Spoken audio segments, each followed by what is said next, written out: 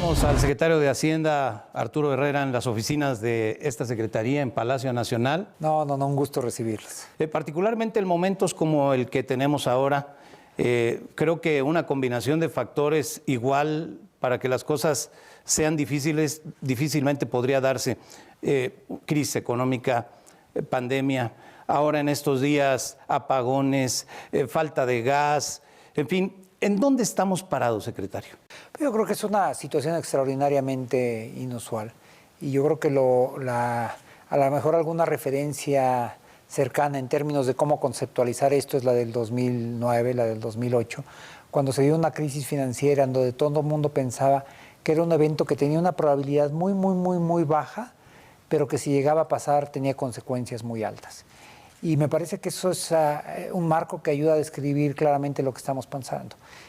¿Cuál era la probabilidad así en abstracto de que saliera una nueva enfermedad que brincara de algún animal al ser humano, que fuera rápidamente transmisible, etcétera? Pues es algo que no se puede saber y claramente muy bajo, pero sucedió.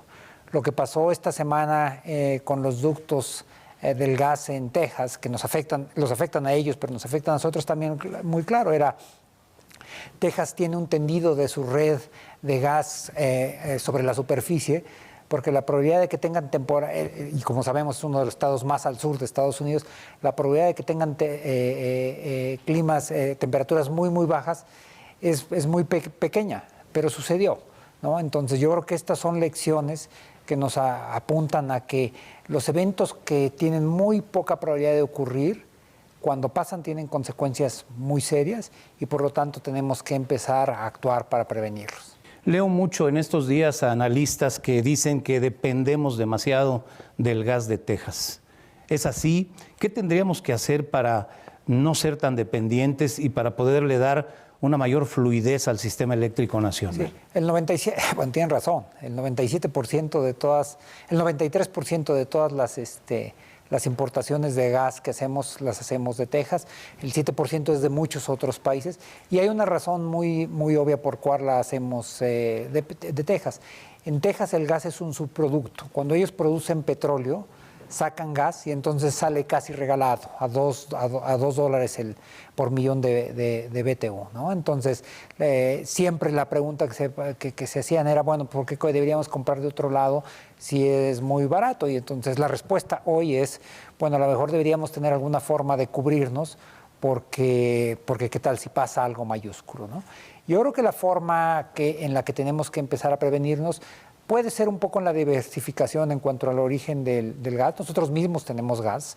Las técnicas con las que se saca en Texas es una técnica que ha sido en muchas ocasiones controversiales, el fracking, el fraqueo, el rompimiento, y por eso no se ha utilizado en México, pero esa cuenca, la cuenca de Texas llega a Chihuahua, Coahuila, etcétera. Nosotros tenemos de ese mismo gas. Pero creo que la cobertura tiene que ser más por el lado de las terminales de almacenamiento. Es decir, tenemos que construir terminales que nos permitan tener una reserva de gas por si pasa esto, y es un tema de 5, 6, 7 días, no va a ser más que ello, nosotros tengamos una fuente y después regresamos a la normalidad. Si nos hubiera ido distinto, si hubiéramos tenido esa capacidad de almacenamiento de gas, que sin embargo habrá que considerarlo para evitar que una situación igual nos vuelva a afectar de la misma manera. Hablando del tema de la generación de electricidad, en estos días en el Congreso circula la iniciativa preferente del presidente López Obrador, y en estos días seguramente el Pleno de la Cámara de Diputados la aprobará para enviarla para su discusión al Senado de la República. Leo mucho acerca de que es una iniciativa que puede llegar a afectar a México, que puede llevarlo a incumplir compromisos internacionales, incluso en el TEMEC, que está mandando un mensaje equivocado a los inversionistas nacionales y extranjeros. ¿Qué le puede decir al público respecto a todo esto que se dice? Bueno, es lo mismo que yo leo. Entonces yo creo que cuando menos nosotros tenemos que ser mucho más cuidadosos en nuestras explicaciones.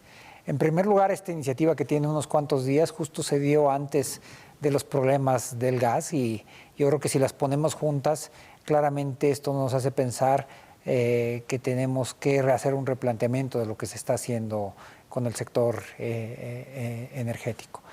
Yo creo que nosotros lo dividimos como en 3 fases, la parte de la reforma que fue enviada.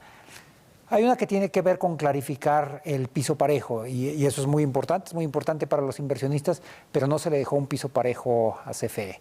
Hay un tema que hay que revisar, que es un tema que viene ya de tiempo atrás, que tiene que ver con algunos permisos de autogeneración. Hay una pequeña zona gris donde las empresas pueden producir electricidad si la van a consumir ellas y o sus socios. Así es como está establecido en la ley.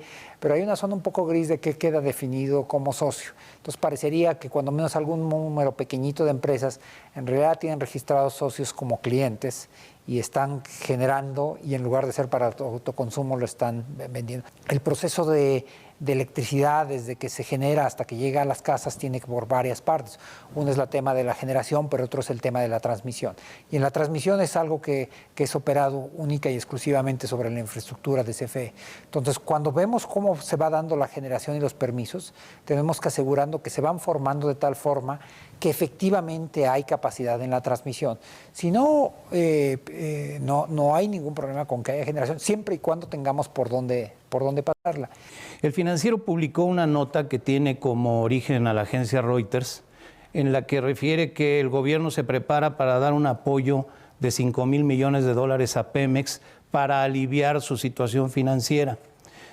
También he leído mucho acerca de la deuda de Pemex que ha crecido, acerca de los resultados financieros de Pemex que arrojan pérdidas y leo también entre los analistas especializados en el sector que parece que esto fuera un dinero que se va a un hoyo negro. Y teniendo la oportunidad de platicar contigo, quiero que me digas cuál es tu opinión. En primer lugar, si se confirma esta información y cuál es tu opinión al respecto. Bueno, primero no se va a ningún hoyo negro, ¿no?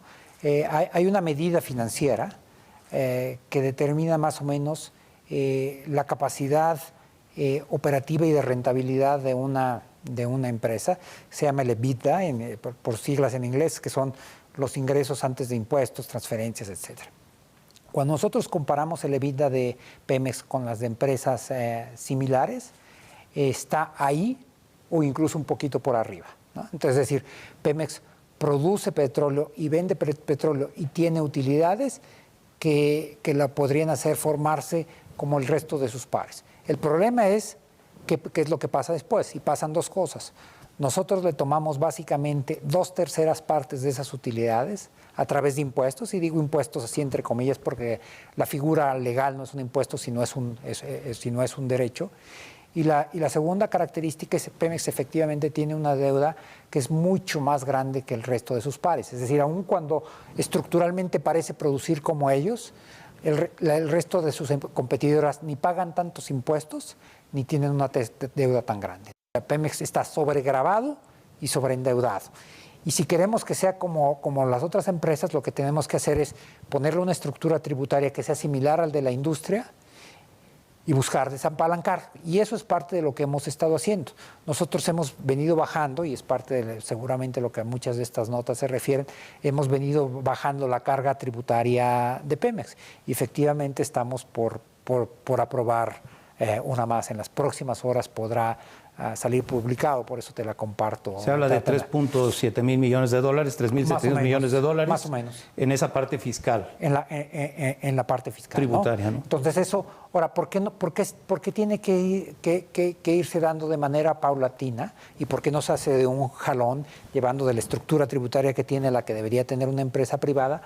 Porque el espacio que se va a perder de aportaciones de Pemex lo tenemos que compensar con mayor recaudación. Y no vamos mal, a pesar de que fue un año tan difícil el 2020, la recaudación fue extraordinariamente buena, pero hay que irse dando ese tiempo para ir compensándolo, y por eso es por lo que lo fuimos haciendo de manera secuencial. Secretario, ¿le preocupa que la aprobación de la iniciativa de la ley eléctrica pueda generar incertidumbre entre los inversionistas y que esa incertidumbre derive en que no haya las inversiones suficientes en el país? No, cualquier elemento que genere incertidumbre me preocupa, y por eso yo creo que tenemos que, parte de la responsabilidad del secretario de Hacienda... ¿Este en particular le preocupa? Es explicarlas. Y yo creo que se han venido generando espacios de discusión con el sector privado. Por ejemplo, alrededor de la ley del outsourcing o de tercerización, se abrió un espacio de discusiones, etc. Entonces, estas iniciativas a veces permiten conversar algunos de estos temas. Ahora, dicho lo cual, yo creo que estos no son los principales frenos a la inversión hoy. El principal freno para la inversión hoy es la pandemia. Bueno, esta es parte de la charla con el secretario de Hacienda. Mañana le presentaré la segunda parte en donde aborda el tema de las vacunas, de dónde sale el dinero para las vacunas. Va a haber suficientes vacunas.